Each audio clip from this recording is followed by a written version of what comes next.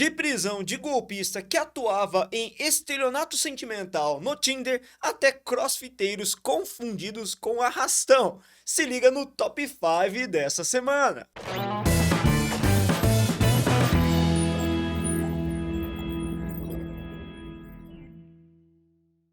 Fala, gente linda, beleza? Japa da redação aqui trazendo os conteúdos mais quentes da semana e a gente vai dar um foco especial para notícias internacionais que abalaram o mundo. Mas antes de entrar no mérito desse conteúdo todo que você pode utilizar prontamente para a sua redação, vale sempre lembrar que você pode ajudar bastante a gente a crescer aqui no YouTube. Basta você se inscrever, se você ainda não é inscrito, ativar o sininho de notificações para receber as informações dos vídeos mais recentes publicados aqui. E olha que tem vídeo toda semana e claro, curtir demais esse conteúdo e compartilhar para muita gente ficar antenada com os acontecimentos mais pertinentes da semana. E em quinto lugar, nós temos uma situação que gerou bastante barulho no Arizona, Estados Unidos.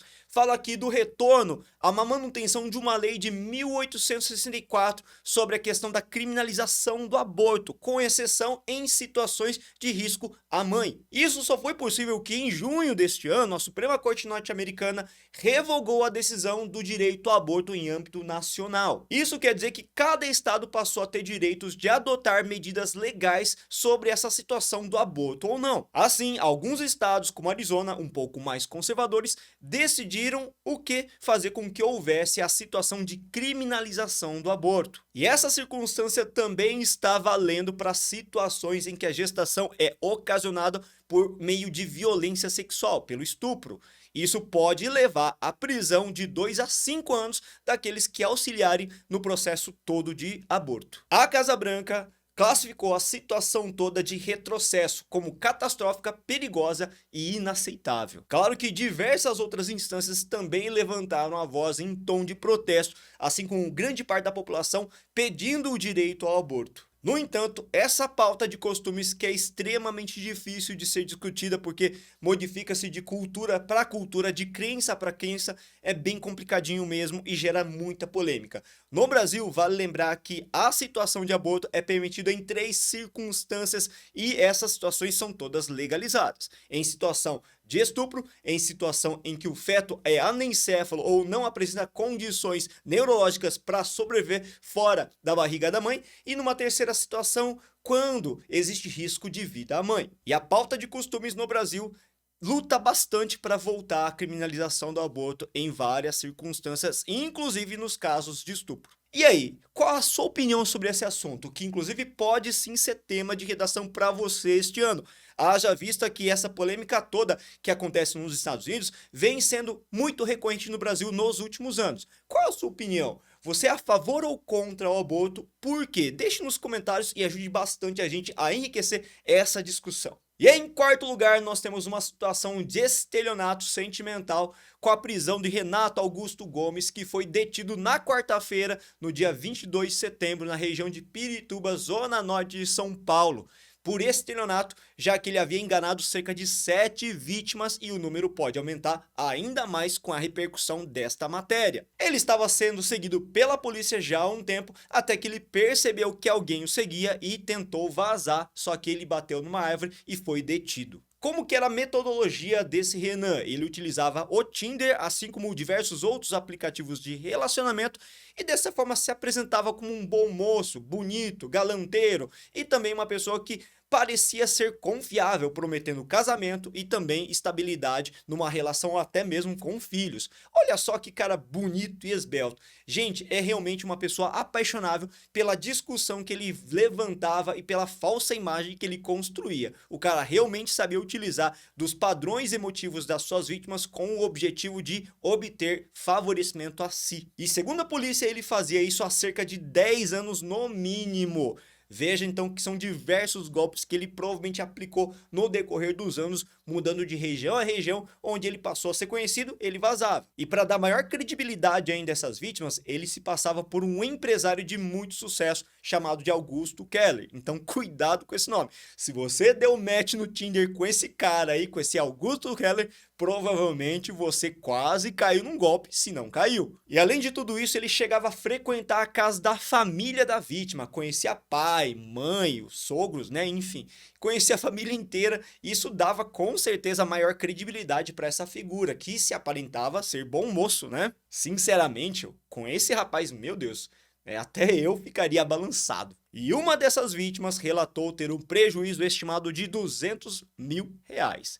O cara era um né? Se por acaso você identificou algumas semelhanças ou isso te fez lembrar alguma coisa, vale lembrar que na Netflix nós temos um filme chamado de O Golpista do Tinder, na verdade um documentário que conta a real história de um estelionatário sentimental que atuou em diversos países e chegou a dar um golpe, ou melhor dizendo, vários golpes estimados em US$ 10 milhões em diversos países. O nome dele é Shimon Yaut, eu acho que eu pronunciei certo, não sei, natural de Israel. Ele se identificava nessas redes de relacionamento como Simon Leviev, um rico magnata dos diamantes, e dessa forma ele se relacionava com as vítimas, fazendo com que elas tivessem uma visão e um vislumbre de todo o glamour que ele apresentava, levando a restaurantes chiques, prometendo também mundos e fundos, seduzia a vítima e dizia que estava sendo ameaçado de morte, e essas vítimas acabavam tirando dinheiro de onde não tinham, fazendo empréstimos e mais empréstimos. E ele foi preso, só que a prisão dele que aconteceu foi por outras razões. Ele foi preso por passaporte ilegal, passou cerca de 5 meses na prisão e foi liberado por bom comportamento. Atualmente esse cara tá tranquilo vivendo com uma supermodelo israelense e as vítimas nunca foram ressarcidas e lidam com os danos gerados por esse indivíduo até hoje. Vale lembrar que os danos não são meramente materiais aqui. Os danos implicam situações muito mais controversas de saúde mental. Inclusive, essas pessoas tiveram um dano psicológico que merece sim algum tipo de reparação. E esse tipo de golpe tem sido cada vez mais frequente a partir do momento que as redes sociais, os tipos de aplicativo de encontro, de namoro, possibilitaram também uma disseminação desse tipo de golpe, de indivíduo que pratica essa ação constantemente. Fato é que esse assunto pode cair na sua redação, então se liga nesses acontecimentos que podem lhe proporcionar o quê? Repertório sociocultural produtivo. Mas vale o alerta, né, galerinha? Toma cuidado com quem você tá falando nesse tipo de aplicativo, porque olha, os golpes são os mais diversos possíveis. Esses, claro, acabam sendo criminalizados, acabam sendo judicializados.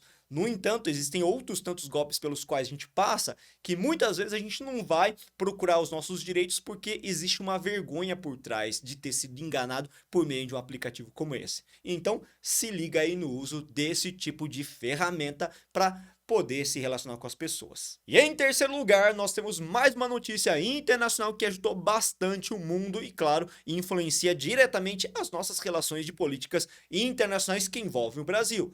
Nessa semana, no dia 21 de setembro, o presidente russo Vladimir Putin convocou 300 mil reservistas, cerca de 15% total de reservistas do país, para participar efetivamente do conflito armado entre Ucrânia e Rússia. E esse anúncio acontece justamente no momento que a gente chega ao 7º mês de conflito. Mas não sendo suficiente isso, o Vladimir Putin também anunciou uma ameaça em relação à utilização possível de forças nucleares com o objetivo de dar um desfecho ao conflito. Isso, claro, gerou protestos em vários segmentos. Na própria ONU, o Papa Francisco também se manifestou a favor da paz e de uma relação harmônica para resolver esse conflito definitivamente. Fato é que essa convocação promoveu diversas agitações populares dentro do território russo e fez com que algumas pessoas fugissem de casa mesmo, atravessassem a fronteira da Rússia para outros países que não exigem o visto de entrada. Mas você, o que você pensa disso? Será que isso tudo pode levar realmente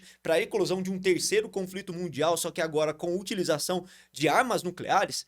Cara, isso me deixa muito apreensivo. Deixe nos comentários a sua percepção sobre esse assunto também. E em segundo lugar, trago mais uma notícia da Rússia, uma notícia extremamente triste, melancólica, que marca esta manhã de segunda-feira. Falo aqui do atentado que aconteceu numa escola russa que fica a cerca de 1.000 quilômetros da capital Moscou, e nesse episódio um homem entrou armado com 2 pistolas e matou cerca de 13 pessoas entre crianças e adultos e feriu muito mais. Segundo informações da polícia, esse indivíduo utilizava uma roupa preta e inclusive com algumas demarcações que identificavam esse indivíduo com a questão do nazismo. E infelizmente, apesar da Rússia ter uma grande restrição em relação ao porte de armas e a população em geral ser contra o armamento dos civis, nós temos vários episódios que acabaram demarcando negativamente essa situação também lá. Por exemplo, em 2021, na escola de Kazan, um jovem de 19 anos apenas matou 11 alunos e feriu cerca de 32 outras pessoas. Já em 2018, nós tivemos um caso mais alarmante ainda na escola de Kerch, na península ucraniana da Crimeia, que foi anexada por Vladimir Putin pela Rússia no ano de 2014. Um estudante matou 19 pessoas dentro de uma instituição escolar antes de cometer suicídio. Pelo fato desse evento ter acontecido logo pela segunda de manhã, o momento em que a gente grava inclusive esse vídeo,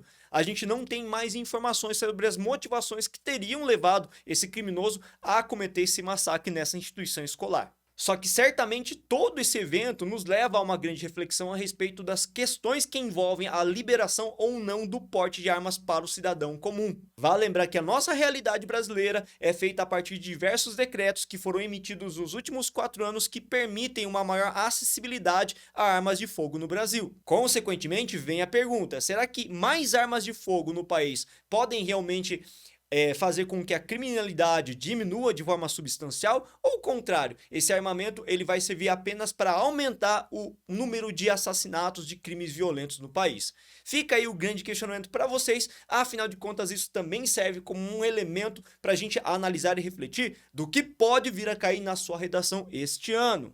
E aí, em primeiro lugar, nós temos um fato que comoveu a comunidade internacional, assim como também gerou diversos protestos no Irã e em vários outros países de origem islâmica que ainda impõem alguns códigos de vestimenta mais rigoroso para as mulheres. Mas antes de falar desse fato especificamente que gerou muitos protestos, inclusive, eu quero fazer um convite para vocês todos. Por acaso vocês já conhecem a nossa plataforma de correção de redação, a Corrija-me? Caso vocês não conheçam ainda, basta você entrar na Corrija-me pelo link que está na descrição desse vídeo. E claro, convido vocês todos a experimentar um pouquinho mais da nossa plataforma, afinal de contas, nós somos a melhor plataforma de correção de redação do Brasil. Isso acontece porque a nossa metodologia ajuda o aluno a evoluir gradativamente no processo de aprendizagem da redação. Basicamente, essa metodologia funciona alinhando 2 pilares fundamentais para que o aluno possa desenvolver a sua capacidade. Nós juntamos a teoria e a prática. Na teoria, você tem acesso a diversos cursos de redação ligados até mesmo às questões que envolvem as bancas específicas que você deseja fazer, como o Unesp, como o FUVEST, como o Enem.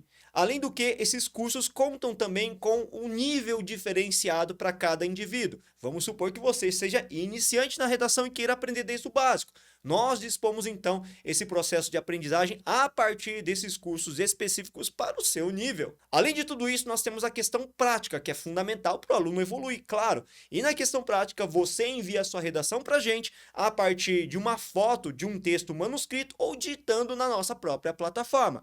Dessa forma, você envia essas redações para corretores profissionais que passam por acompanhamento periódico para avaliar a qualidade desse profissional.